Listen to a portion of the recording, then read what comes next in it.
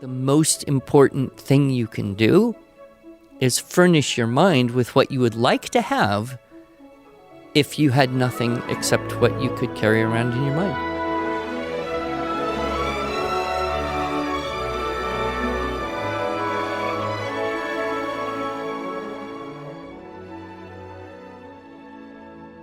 Hello, and welcome to the Arts of Language podcast with Andrew Pudewa, founder of the Institute for Excellence in Writing, or as many like to say, IEW. My name is Julie Walker, and I'm honored to serve Andrew and IEW as the Chief Marketing Officer. Our goal is to equip teachers and teaching parents with methods and materials which will aid them in training their students to become confident and competent communicators and thinkers.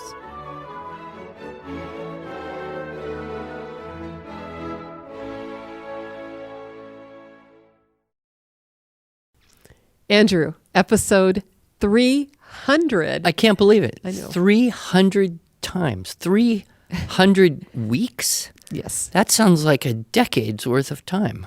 No. Not quite. No, not quite. Okay. So we do a podcast every week, and so 300 weeks would 6 be years. Close to 6 years. Close to 6 years. Yeah. So it's almost a decade.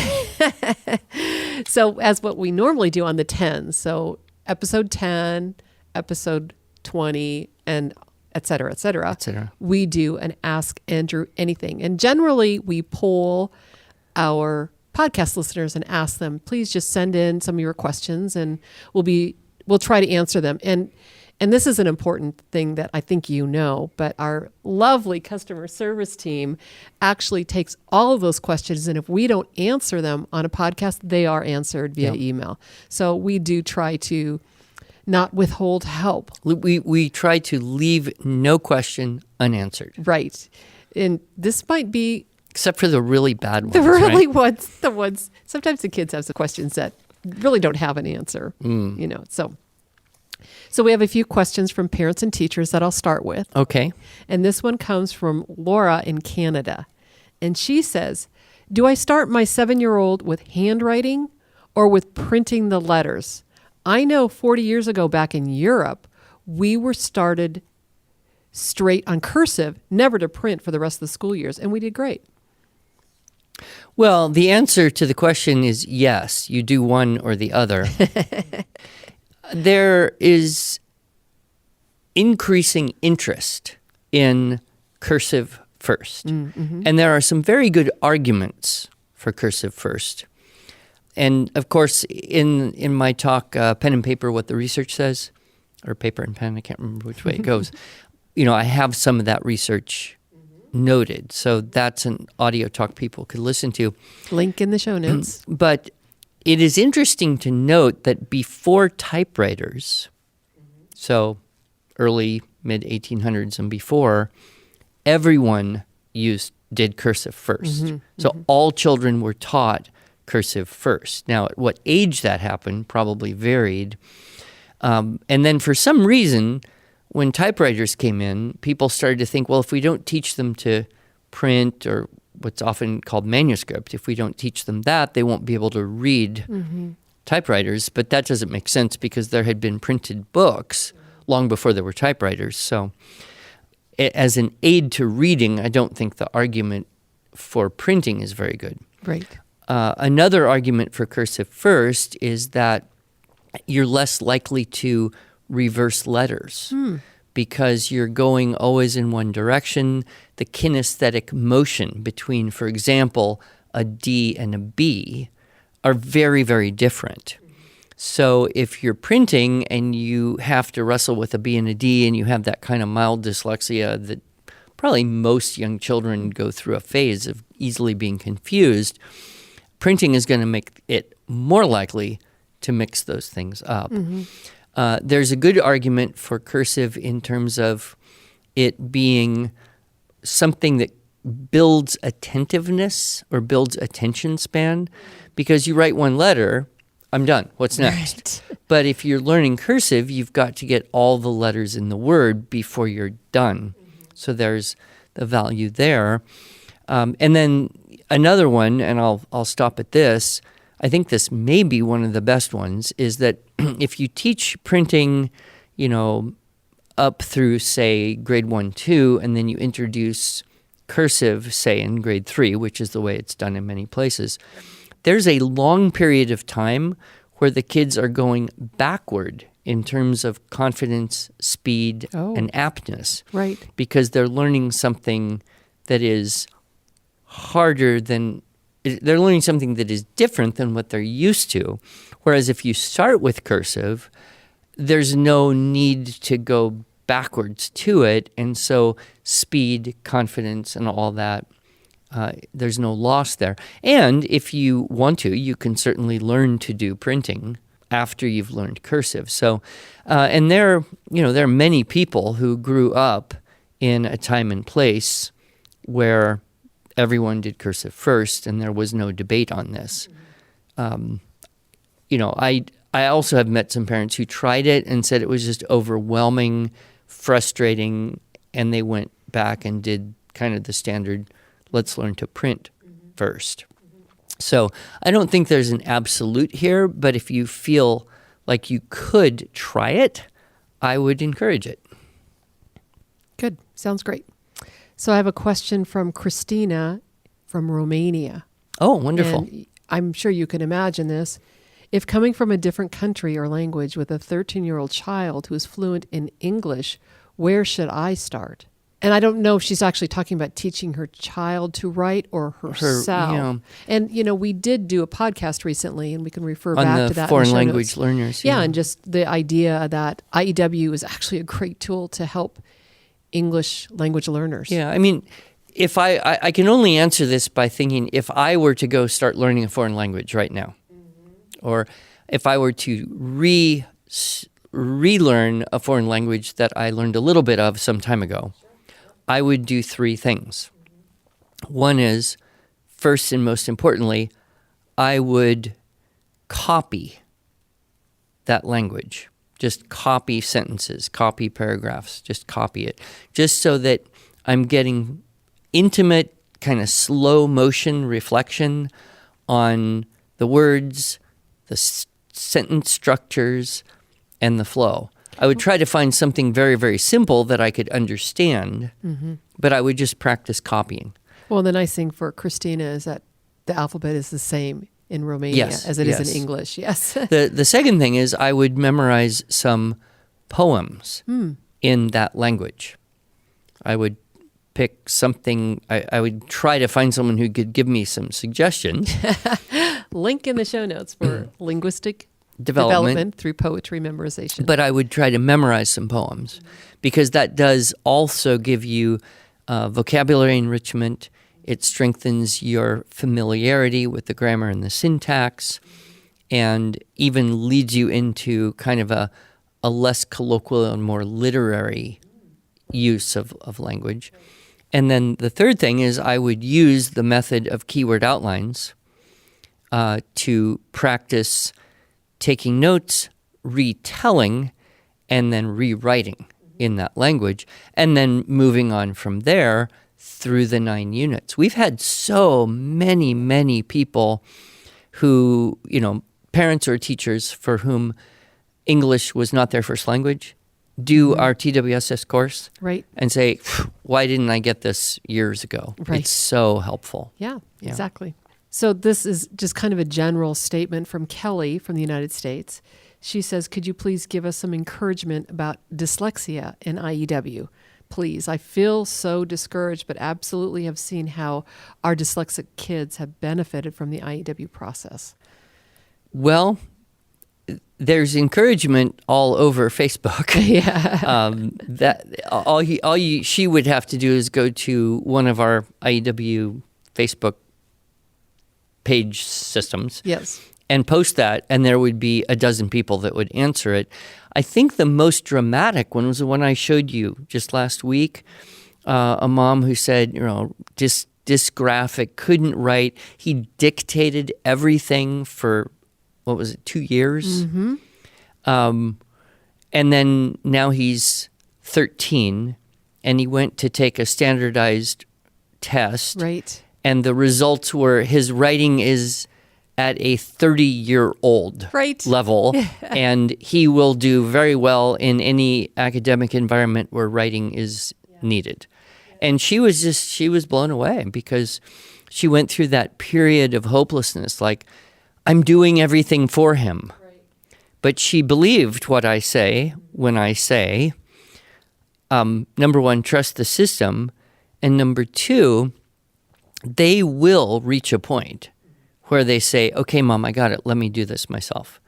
But you can't force that, right? So you just help and help and help and help as much as needed, as I say in the 4 Deadly Errors talk.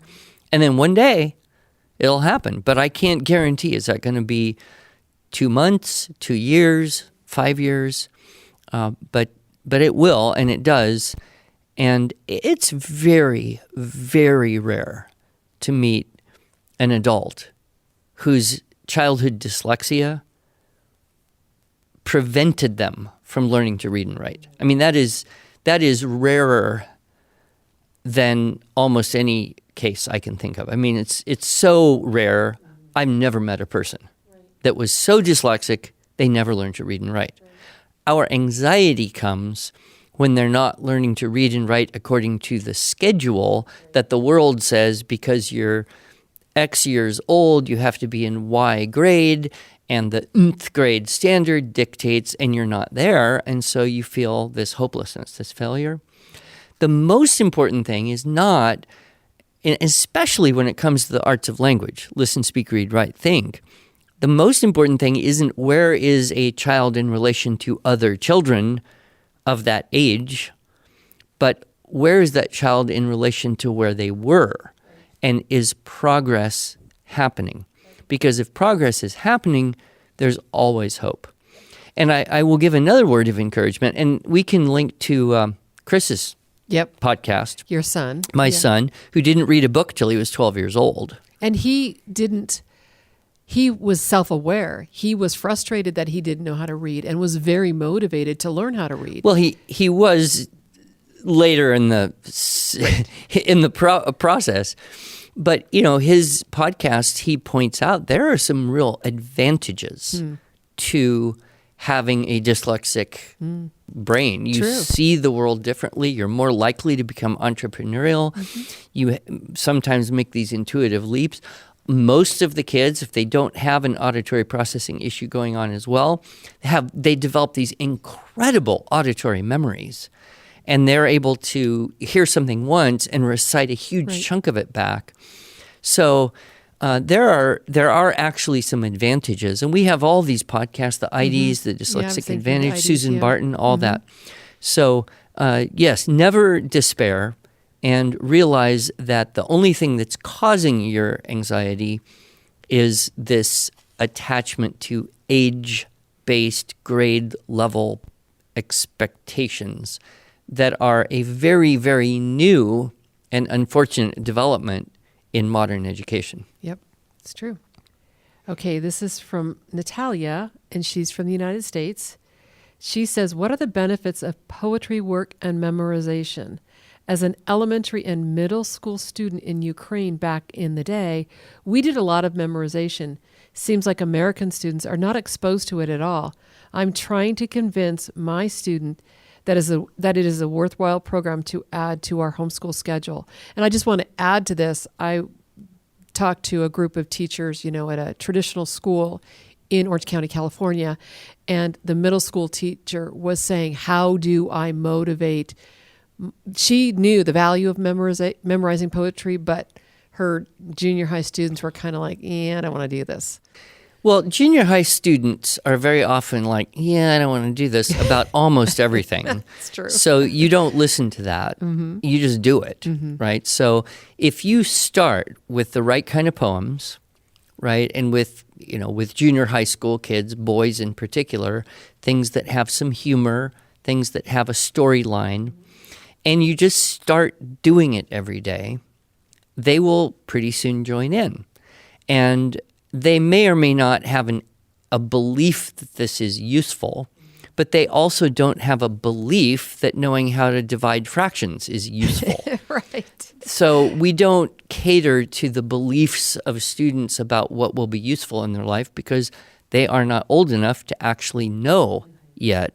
So that's why we need wise teachers and parents to say, this has value, we will do it. And then you just do it.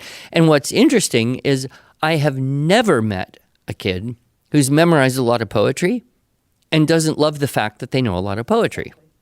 And one little story I'll throw in, this mom came to me and said, yeah, I tried this with my son, and he totally fought it, but we did it anyway.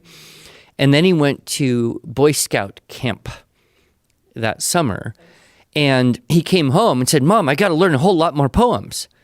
And she said, why? And he said, well, because all the boys, they like to hear the poem. He was like the superstar of the campfire. Wow. Reciting all these poems from memory to all these, middle school probably age Boy Scouts. Yeah.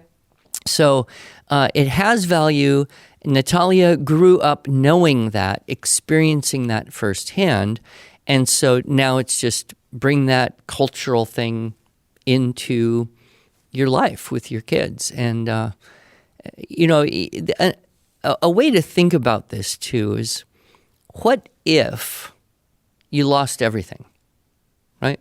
What if you were sometime in place in a situation where you had no books, no internet? What would you have?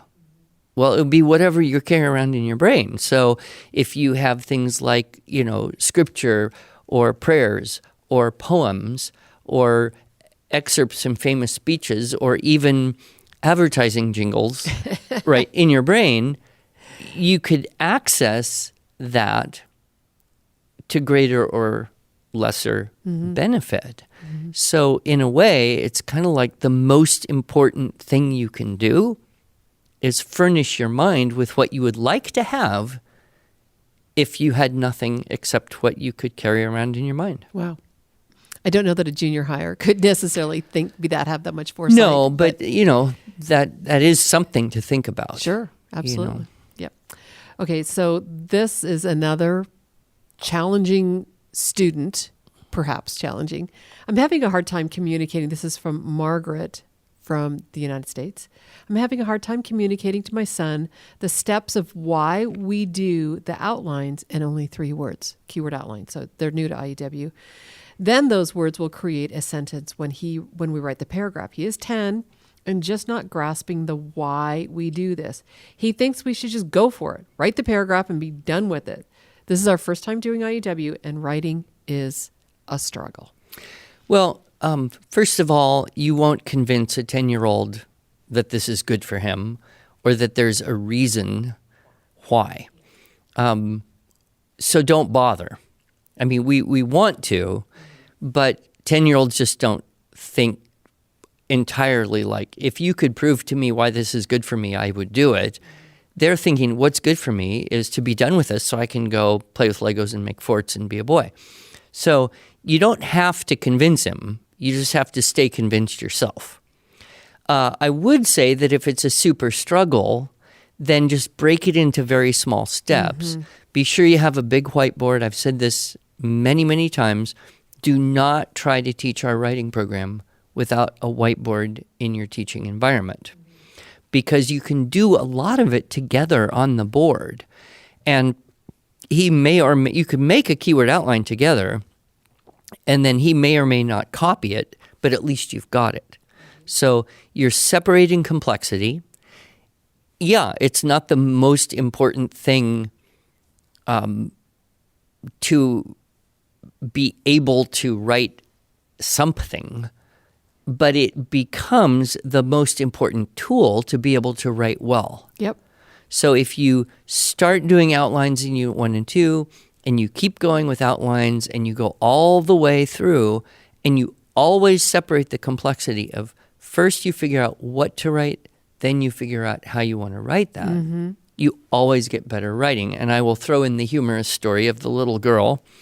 I was at a convention, I think in Colorado, and I was setting up the booth, and I was kind of laying out the books and videotapes. I think it was that long ago, VHS.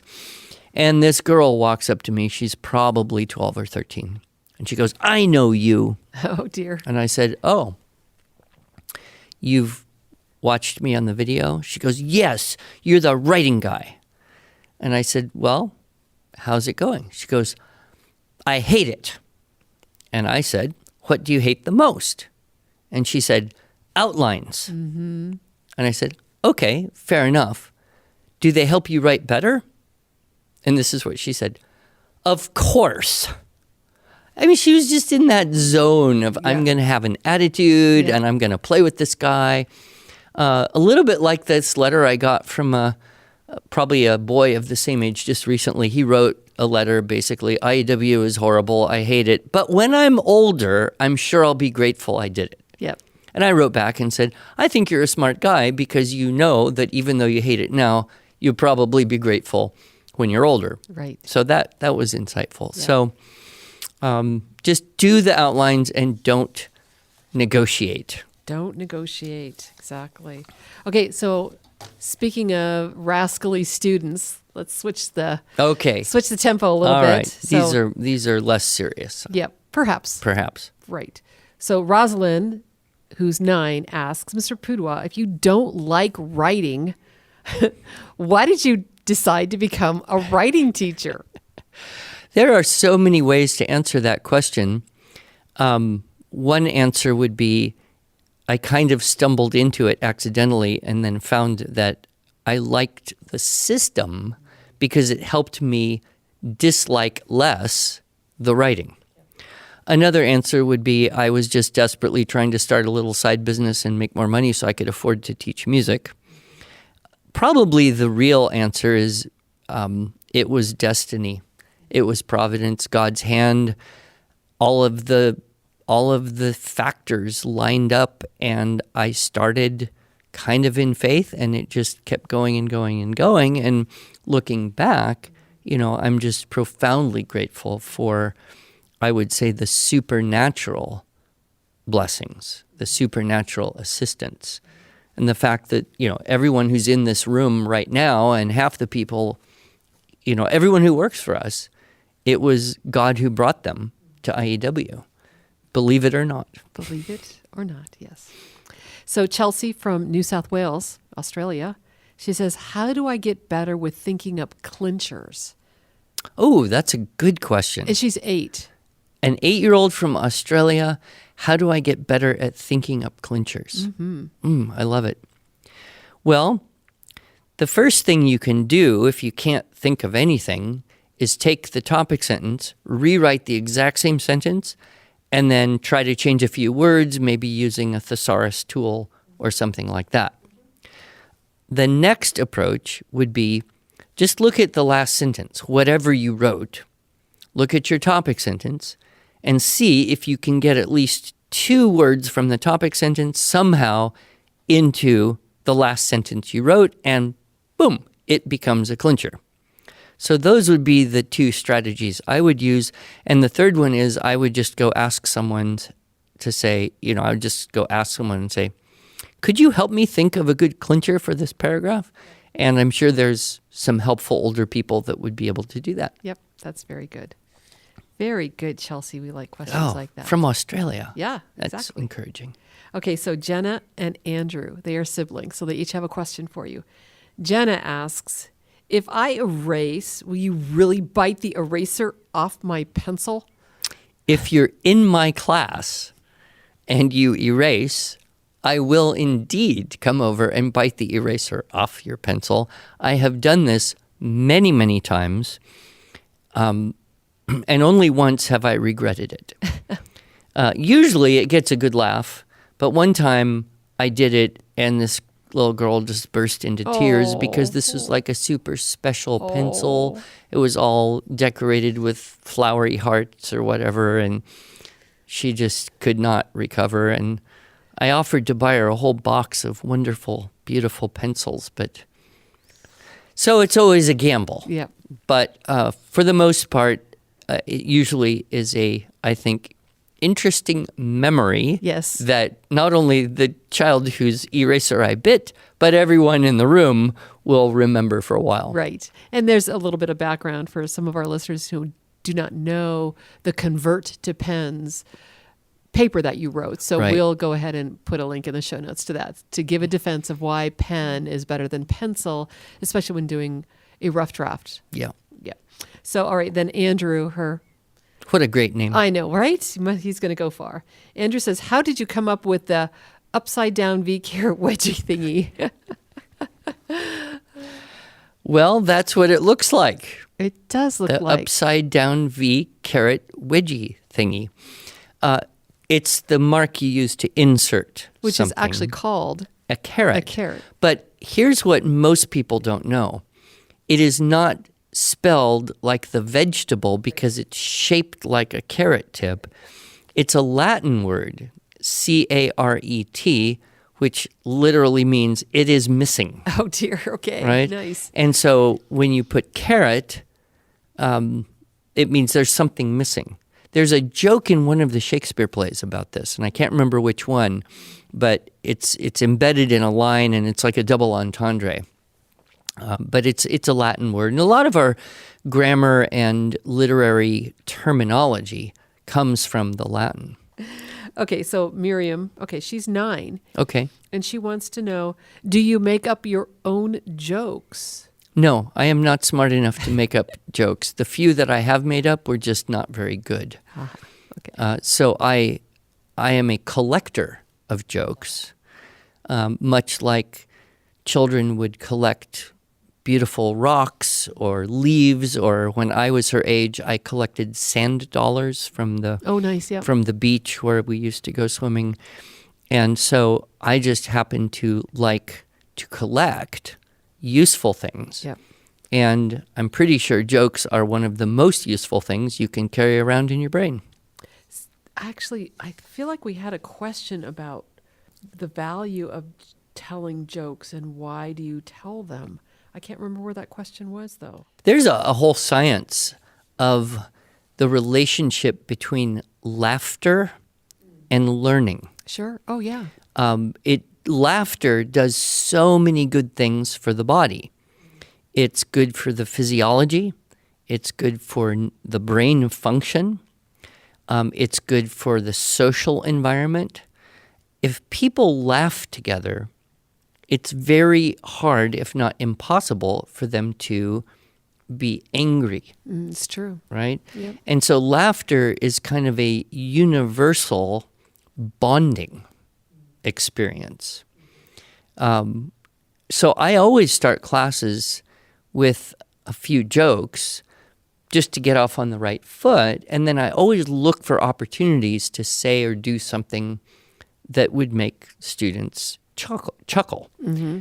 It increases attentiveness, and learning is just better. Mm-hmm. So that is probably one of the most, and I have a talk on this called Humor in Teaching and Speaking. Right. It's one of my favorite talks to give because I basically just tell jokes for an hour. Right, exactly. And But I do talk about some of the research that I just mentioned. right. And I will end this Miriam's comment here. She says, and I think you are a great teacher. Oh, well, thank you, Miriam. Okay, so Caleb, who's 16, Okay. would like to know, what is your favorite descriptive word? Well, I'm very partial toward the word I behemothing. knew you were going to say that. I don't know why. I It's guess so big. it's big, it's unusual, it just kind of rolls off the tongue. It's a biblical allusion, so it's got a richness and a depth and a history to it. I don't know, it's just, what's his favorite descriptive word? I don't know. Caleb, let us know. You're 16. Let us know. So Hannah wants to know, what is your address and where do you live? I have a letter for you. Yeah, all correspondence to me goes to the IEW address. I actually don't even like getting any mail in the mailbox at my house because there's no guarantee that it doesn't end up in a pile somewhere and then I miss like an important bill or something. So I get all my mail at 8799 North 387 Road, Locust Grove, Oklahoma 74352. There you go, Hannah. So, and we have three buildings at IEW. We just have one address. It's our main shipping, receiving, postal address, and I get it as quickly and sometimes faster than I would at any other address. So earlier today, before this podcast recording, you invited students to come visit us. Yes. And I would just encourage students, if you are interested in doing that, please email or call us first so we can tell you where Mr. Pudewa actually is right. that day. Because it could be one of 3 different places. It could be one of many different places, yeah. So Peter, who is 6 years old, wants to know your shirt size. Peter, who is 6 years old, right. wants to know my shirt size. Yes. I know it's different than what it was a few years ago. That is a very interesting question. So my dress shirt size is 15 and a half collar, 34 sleeve. Okay. My T-shirt size would be large. Oh, okay. But I don't wear T-shirts except under dress shirts. Yes. Most of the time. Okay, and then Sarah asked, she's 12 years old, where do the source texts come from? Well, it would depend on what she's looking at or asking about, but we have a network, a team of writers who kind of brainstorm ideas. We've tried to come up with themes. We have general principles, like they have to be interesting as much as possible, appropriate to the reading level, and then, we all contribute to that. So theme-based books, authors, contributors, the original student intensive and continuation course, I wrote most of those. And then the SSS, we had, I don't know, probably half a dozen people at least involved in that, right? Yep, exactly. Even you have written source text. I have, I was going to admit that, but then I thought, well, maybe this student doesn't like the source text, and so I wouldn't want to necessarily. No, but they're, as Andrew said, we do try to make them most of all interesting. No, I shouldn't say most of all. Appropriate for the source, for the unit. For the unit. Because, if you're writing a narrative, it needs to be a story. Right. And something not too long. Not too long, right. But then we're also looking for something that's reading level is appropriate for the grade level that the child is reading. And we need to create stuff that is not copyrighted. Right. Although we have, from time to time, used source texts that are old enough to be in the public domain. It's true. So. It's true. So it's actually really fun. Yeah. To contribute to that. So good questions. Well, really good questions, both from our teaching parents and from our parents who are not teaching, maybe. I don't know. And from the kids. The kids. Yes, we love getting questions from our kids. So congratulations on episode 300. And congratulations to you. And thank you for keeping this going so long. I wonder if we'll make it to 5. Well, only God knows that. Yeah. Thank you, Andrew. All right.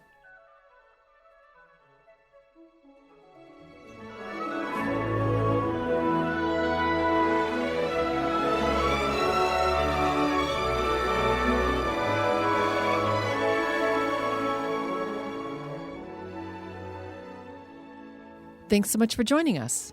If you enjoyed this episode and want to hear more, please subscribe to our podcast in iTunes, Google Podcasts, Stitcher, or Spotify, or just visit us each week at iew.com/podcasts. Here you can also find show notes and relevant links from today's broadcast.